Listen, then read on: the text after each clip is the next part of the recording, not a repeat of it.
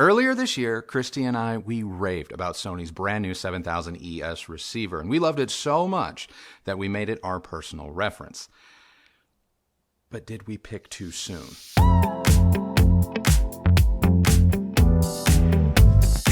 The Cinema 40 is Marantz's top-of-the-line 9.4 channel Dolby Atmos receiver with full 4K 120 and 8K 60 support. It produces 125 watts per channel in stereo, though users can expect around 85 watts per channel with 5 channels driven, according to the brand's 70% power guarantee. It uses Class AB amplifiers, as well as has full preamp outs for up to 11.4 channels, allowing you to grow, the number of speakers in your home theater through the use of third-party amplifiers. And bass heads, pay attention, because the 40 supports up to 4 subwoofers, and yes, they are all independent. The 40 has the latest video tech, including full support for signals up to 8K 60 via its 7 HDMI inputs. There are 3 HDMI monitor outs, including one that acts as its ARC-E-ARC connection. The Marantz can even upscale HD and 4K signals all the way up to 8K depending on your settings through its HDMI connections. You'll find support for all of the major HDR formats, including Dolby Vision, as well as gaming-centric features such as ALLM, VRR, and quick frame transport. When it comes to music, the Cinema 40 can play back most high-res music files, and it has HEOS built in, giving users access to streaming services like Amazon Music HD, Tidal, Spotify Connect, but if you're an Apple Music user, you're going to need to rely on AirPlay too. Speaking of, there's also Bluetooth, Wi-Fi, Ethernet connectivity, and smart home control through services like Alexa, Google Assistant, and Apple HomePod. And vinyl fans, there's even a built-in moving magnet phono preamp for those of you who prefer records to streaming. Setting up the Cinema 40 is pretty straightforward, and it can be carried out using the included remote with the help of your TV, or you can use the Marantz Control app. Marantz continues to leave all other brands in the dust with their exceptional on-screen menus and user interface. Day-to-day use can be tackled with that remote or the app. Now, personally, I prefer the more visual nature of the app. The receiver itself, it's pretty stark until you flip down the door that hides most of the receiver's physical controls. Now, we use speakers ranging from the more affordable Focal Tiva No. 1s and matching center to our reference Bowers & Wilkins 805D4s and KEF R11 Metas and pretty much just about everything in between in order to test the Marantz. Other than the ultra high-end Monitor Audio Platinums, none of the speakers gave the Marantz much trouble. The 40 can power speaker like the Platinums, however, they sounded better when powered by an outboard amp with a little bit more juice, like our Audiolab 8300 XP or the Emotiva XPA. Like all current Marantz receivers, the 40 can be put into that strict preamp mode that disables the internal amps for better performance when using third-party amplifiers. Once all of your speakers and subwoofers are connected, you can configure the 40 by either doing a full manual setup or by using either Dirac or Odyssey Multi-EQ XT32. While Dirac does cost extra to use, having multiple setup and auto EQ options is one of the things that sets Marantz and, frankly, Denon apart from the competition. When relying on auto room calibration, I do prefer Dirac because I find its results to be more in line with my preferences. Odyssey results in a more forward sound, one that boosts the treble and bass frequencies, in my opinion, just a little bit too much. I like the neutral sound I get with Dirac when relying on the factory settings, but I would encourage you to experiment to find what works best for you. Our room is fairly balanced, so I actually prefer to listen to the 40 with no EQ applied, and for the rest of this review, I will be describing its sound with both Odyssey and Dirac turned off. Listening to music in either the 40 stereo or direct sound profiles was about as audiophile grade as you can get without having to go full audiophile. The Cinema 40 is a perfect example of how it is possible to enjoy high-level stereo playback with a home theater receiver. Both the B&Ws and KEFs sounded fantastic when listening to music, and while I'm not the biggest fan of HEOS, it still sounded good. I prefer streaming music via HDMI through our Apple TV 4K though. Similar to the tone of the Cinema 50, the 40 has a fuller, dare I say, warmer sound when compared to receivers from ONKYO and SONY. While this is unlikely to be measurable, this warmth was present even in the receiver's pure direct mode with zero EQ applied, which should be textbook neutral. Now, bass was firm, deep, and textured with or without our clipped subwoofer. In my opinion, the leaner sounding Sony receiver is faster on the attack when it comes to the bass and low mid bass when compared to the Marantz. Listening to the kick drums on The Noose by, say, A Perfect Circle or Fiona Apple's Sleep to Dream really confirmed this for me. Mid-range leaning instruments and vocals, they had great dimension and body, and performers especially, they just had more of a natural presence between the speakers themselves. Highs were extended, airy, with good detail, though like the bass, they sound as if they are attenuated or just a little bit rolled off compared to the 7000 ES, making the Marantz possibly a better fit for a lot more genres of music, including tracks like Dion that feature a lot of compression. In its stereo mode, the Cinema 40 soundstage gets within spitting distance of our Audiolab separates. That rig costs a little bit more than the 40, only it's just not as flexible. Listening to my go-to demo tracks like Seville and Princess Familiar, the 40 places instruments and performers nicely in three-dimensional space. Separation is good, but not etched from one another. Exceptionally good recordings like, say, Birds really showcases how focused the Marantz soundstage can get. I say the Marantz is well above average, but not quite as good as some of the best stereo integrated amps or separates. Now, dynamics definitely come alive when volume is applied, but even at higher volumes, think in-room volumes in excess of 80 dB, the Cinema 40 is unflappable. For low-level listening, the 40 is okay. Definitely on par with a lot of other quality receivers, but I would place the Sony above the Marantz in this particular category. Now, switching gears to home theater, the Cinema 40 is very impressive, especially when watching movies in Dolby Digital and Dolby Atmos. While I cannot definitively say if the Marantz has more power than the Sony 7000 ES when driving multiple channels, the 40's control over our clipped in-ceiling and Atmos channels was surprising. Surround sound effects were exceptionally clear, regardless if we were watching older films like, say, Twister, or newer releases like The Meg 2.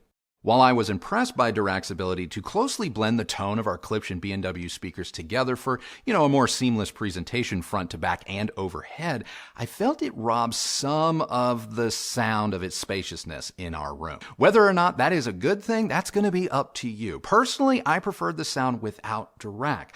But as far as surround sound goes, the Cinema 40 gets very close to matching the standard set by the Sony 7000 ES. Dynamically, the Sony is more lively and explosive, whereas the Marantz brings a little bit more weight to the performance. Dialogue clarity through the Cinema 40 is fantastic, and its mild roll-off up top mates very well with a lot of center speakers, and it can even help to take some of the edge off some sibilants that may be in a dialogue mix, even without needing to engage the receiver's tone controls or EQ. The Cinema 40 has dialogue enhancements, though, like with the Cinema 70 and even the 50, if you apply too much, you can expect the entire tonality of the Marantz to skew more treble forward.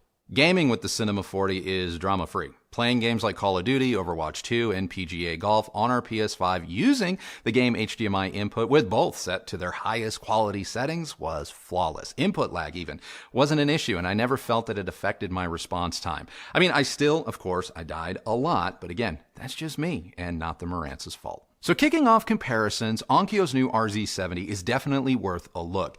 It is less expensive than the Marantz, and it comes with Dirac, and as far as features goes, it does go toe-to-toe with the 40. We are big fans of ONKYO's sound, and to me, it is like the perfect middle ground between the Marantz and the sound of, say, the Sony 7000 ES. Cinema 50 owners wondering if you either made a mistake in your purchase or if you need to upgrade.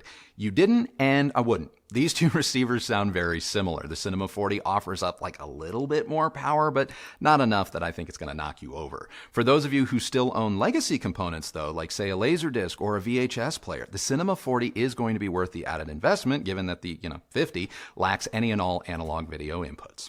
Other notable AVRs include NAD's T778, Yamaha's Vintage A8A, and the ANTHEM MRX 740. While most are comparable in price, when it comes to features, the Cinema 40 has all of them beat. The NAD T778, it's still a great receiver, but it has fewer channels and no 8K 60, 4K 120 support, at least not yet. So for about the same price, the Cinema 40 is the better buy. Going with the Yamaha A8A will not only save you a little cash, but you're also going to pick up a few extra channels of amplification. But setting those positives aside, the only reason I would choose the Yamaha over the Marantz would be for its manual PEQ functionality. So if you love to tweak, the Yamaha is still the receiver to get, but for a lot of users, it may be just a little too specialized and definitely more complicated for those without a lot of home theater experience. If this sounds like you, I'm going to steer you towards the Marantz. As for the Anthem, it sounds fantastic, but when it comes to the user experience, it's just outclassed.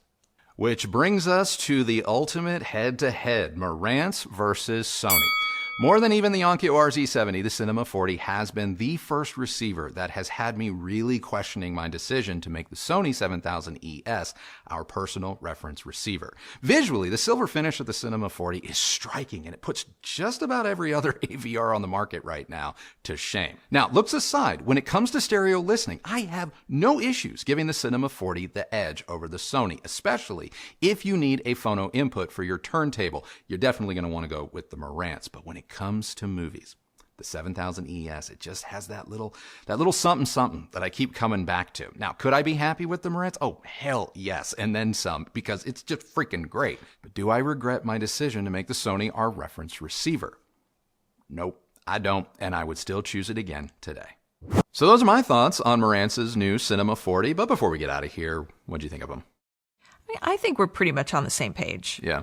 I think the Cinema 40 is absolutely stunning. Yeah. I think, like you, I prefer the sound of the Marantz without any of the room correction applied. Yeah. So I think that that's a pretty great, like that gives some points to the Marantz. Yeah, it really does allow, I think, in well-balanced rooms, it definitely allows users to use room EQ more as a touch-up versus like, hey, I need you to fix this. I would agree. I mean, I think this is a really, the Marantz is a very versatile receiver, and it's one that is going to work really well with, I think, with most speakers. Yeah.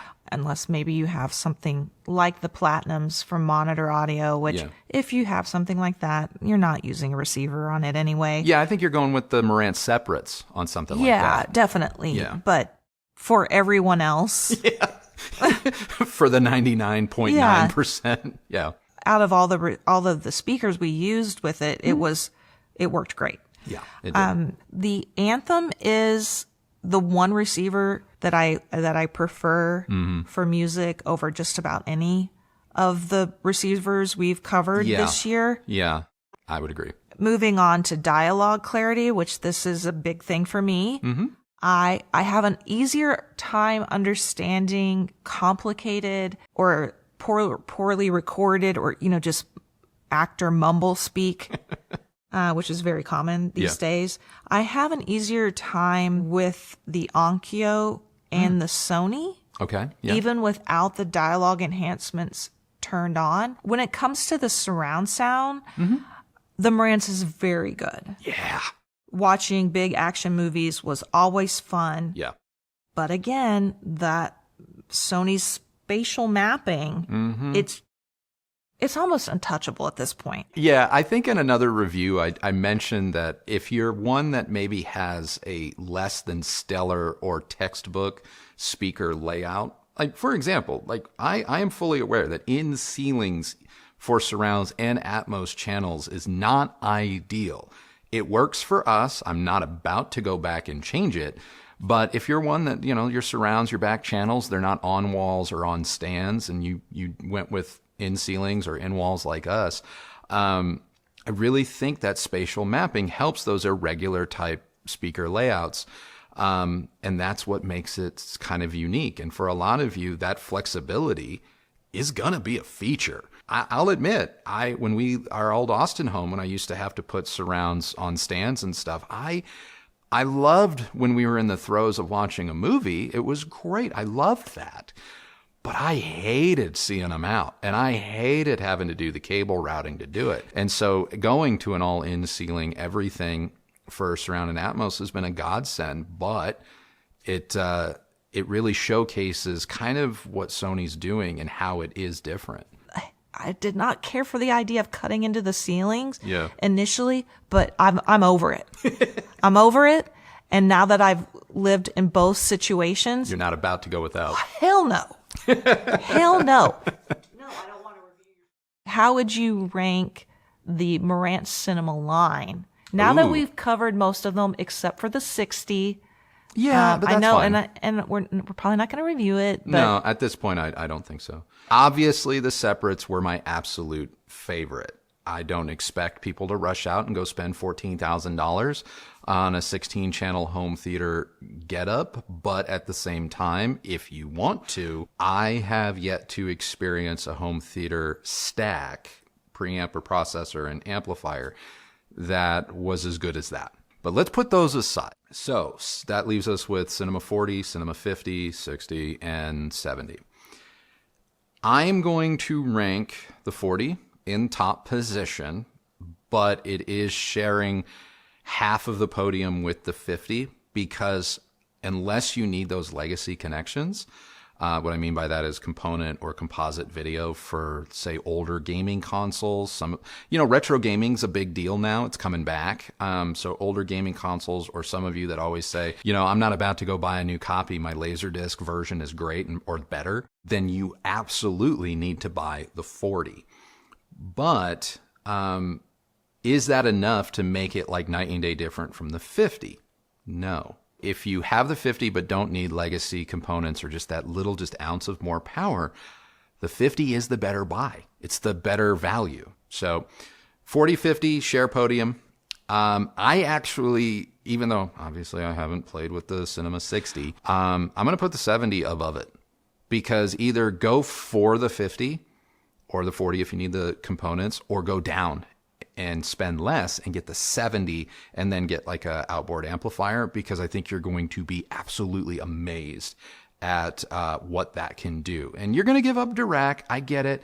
But to me, at least in our room, and if you have similar situation, you're not going to miss it.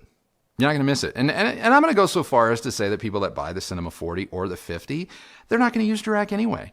Like that's a new poll, is how many people are going to shell out the extra $349 for some variation of DIRAC after they've already spent $2,500 when Odyssey is right there. I'm willing to bet that a lot of people don't do it. In which case, if that's really the truth, then the Cinema 70 plus an outboard amp comes in cheaper than the Cinema 50, and honestly is probably going to fit the bill for 95% of you. Hopefully this has given you the information you need to now make your own decision. Yeah. And I minus one SKU. We've done the entire Marantz line at this point. And so I feel really confident in my recommendations. And I hope that you find all of these videos very helpful if that's a brand you want to stick with. I wouldn't begrudge anyone for sticking with them, because so far Marantz in 2023 has been nothing if not consistent, and consistently awesome. All right, guys, that is now our review of Marantz's Cinema 40 AV receiver. It's your turn. What did you think? What's the best receiver in Marantz's lineup? You tell me. If you like this video, please do give it a thumbs up, like, and subscribe. Go ahead, ring that bell so that you're notified when new videos come out. If you use any of the links that Kristi's left for you down below, know that that's a great way that you've continued to show your support for this channel and the work that we do here. And both of us, thank you very much for doing that. Follow me on Instagram at Recovering Audiophile, and that is it for us today. So remember, the only person who has to like the sound of your system is you. So happy listening, everybody. Thank you so much for watching, and we will see you next Sunday for a really fun review. Bye.